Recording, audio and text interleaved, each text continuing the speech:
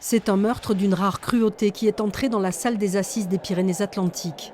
Le 16 octobre 2020, le corps d'un sexagénaire est découvert, lardé d'une dizaine de coups de couteau, un couteau à pain planté dans la gorge.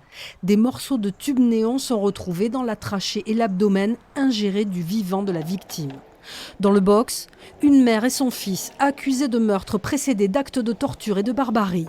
Un duo qualifié de fusionnel et toxique à la fois, sur fond de violence, de drogue et d'alcool. Mais deux accusés qui nient les faits et se renvoient la responsabilité du crime.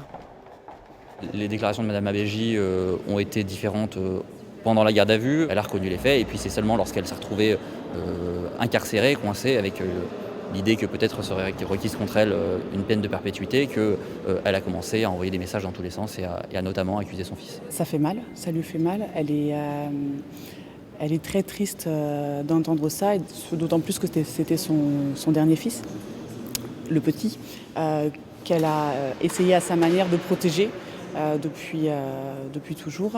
Je dis bien à sa manière parce qu'elle a des fragilités. Renaud Leprince, la victime, est décrit comme quelqu'un de vulnérable.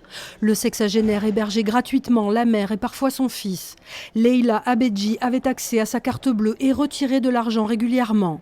L'enquêtrice de personnalité la qualifie de veuve noire qui s'attaque à des hommes faibles. La famille voudrait comprendre. Ils attendent de la vérité qui est due à leur papa, qui est due à leur grand-père, qui est due à cet homme qui a une famille derrière lui.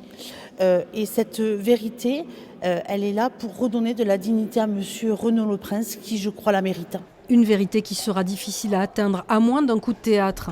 Les jurés auront 5 jours pour déterminer les responsabilités de chacun. Les accusés risquent la réclusion criminelle à perpétuité. Le verdict sera rendu vendredi.